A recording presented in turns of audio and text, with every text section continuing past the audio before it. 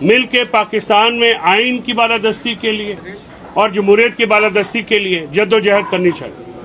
پاکستان میں ہمیشہ role of law کے لیے وکلاء کا کردار بہت مضبوط رہا ہے اور انہوں نے آگے بڑھ کے اس کام کے لیے کیا۔ آج ملک میں عملی طور پہ آئین کی بالادستی، آئین کی حکمرانی، قانون کی حکمرانی ختم ہو چکی ہے۔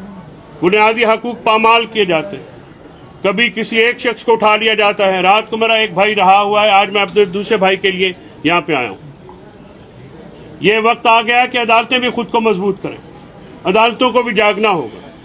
اگر عدالتیں عوام کو انصاف فراہم نہیں کر سکیں گی، ان کے بنیادی حقوق کی حفاظت نہیں کر سکیں گی، تو پھر معاشرے میں اور ملک میں ایک ایسی لہر اٹھتی ہے جس کو شاید کو کنٹرول نہ کر سکے۔ بڑی سیاسی جماعتوں کے قائدین، ان میں بھی یہ سوچ آنی چاہیے کہ کیا ملک کو اسی طرح سے چلانا ہے یا اس کا کوئی حل بھی نکالنا ہے۔ لیکن حکومت کا کام ہے کہ وہ ان معاملات کے اوپر آگے قدم بڑھائے، کیونکہ یہ حکومت اگر گرفتاریاں کرے گی، سیاسی کارکنوں کو اٹھائے گی، تو پھر کون ان سے بات کرے؟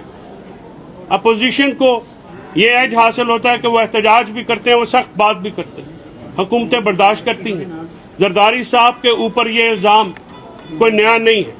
آپ نے کتنوں کو نوٹس بھیجے، کتنوں کو پرچے کرائے۔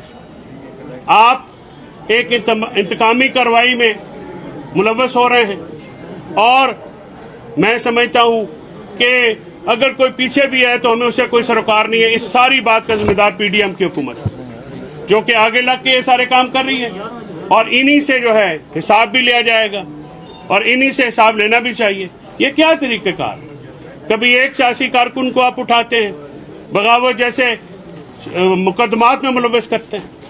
کل ایک سیاسی کارکن جہاں جیل سے رہا نہیں ہوئے، آپ نے ایک خاتون سابق ایم این اے کے اوپر بات کرنے کے اوپر وہ لگا دیا۔ دیکھیے، کچھ بات سوچ سمجھ کے ملک کے لیے بھی کیجیے۔ یہ ملک 22 کروڑ لوگوں کا ملک ہے۔ یہ جرم، یہ اس طرح سے جبر اور استبداد سے نہیں چل سکے گا۔ اس کے لیے جمہوریت ہی بہترین رہا ہے، اور جمہوری معاشروں میں کبھی گرفتاریاں اس طریقے سے نہیں کی جاتی کہ رات کو سیڑھیاں لگائی جائیں۔ اور شیخ رشید ایک سیزنڈ سیاستدان ہے، وہ عدالت میں گئے، عدالت میں انہوں نے داد رسی حاصل کی۔ رات کو سیڑھیاں لگا کے ان کو گرفتار کرنے کا مقصد اگر آپ یہ کہہ رہے ہیں کہ سب کو خاموش کرایا جائے، تو میں آپ کو یہ بالکل بتا رہا ہوں کہ کوئی خاموش نہیں رہے گا۔ یہ بات چل نکلی ہے، یہ اپنے سے پہنچے گی۔ آپ اس ملک کو جمہوریت اور آئین کے علاوہ نہیں چلا سکتے۔ ظلم، جبر اور اس کے تحت کوئی بھی معاشرہ نہیں چلے گا۔ یہ ہم ایک ایسے ٹائم میں رہ رہے ہیں، ایک ایسے وقت میں رہ رہے ہیں جہاں پہ ان چیزوں کی کوئی وقت نہیں ہے۔ شیخ رشید صاحب کے ساتھ ہم تمام جو وکلا برادری بھی ہے، آئی ایل ایف بھی ہے، پی ٹی آئی کی جو لوگ ہیں، ہم کھڑے ہیں، اور ہمارے قائدین کی ہدایت کے اوپر میں آیا ہوں۔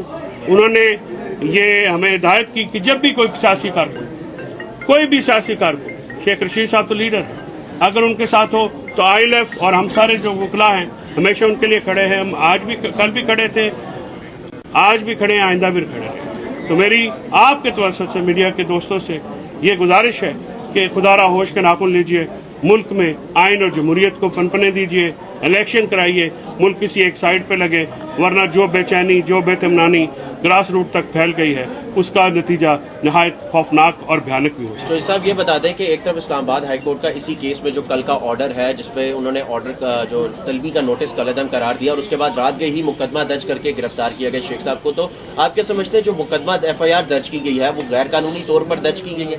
میں سمجھتا ہوں کہ عدالتوں کو خود کو مضبوط کرنا ہوگا۔ عدالتوں کو اپنے معاملات جو بنیادی حقوق سے متعلق ہے اور اپنے احکامات میں عمل درآمد نہ ہونے سے متعلق ہے، ان کے اوپر کوئی ایکشن لینا پڑے گا۔ اگر عدالتیں اپنے احکامات کی یا اپنی پروسیڈنگز کی حفاظت نہیں کر سکتی، تو آپ اور میں شاید اپنے حقوق کی حفاظت بھی نہیں کر سکتے۔ عدالتیں ہی آئین کے تحت بنیادی حقوق کی محافظ ہیں۔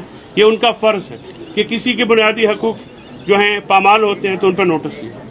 شیخ رشید صاحب کے ساتھ وہ عدالت میں تھے، یہ ایک انتظامی جو بروٹیلٹی کی گئی کہ رات کو ایف آئی آر درج کر کے 506(2) کے مقدمے میں کون سیڑھیاں لگا کے گھر میں جاتا ہے۔ کون مارتا ہے, کون 100-200 بندے لے کے جو کہ ان کا آیا ہے, اس طرح سے کرنا کون سا اپنا انصاف ہے؟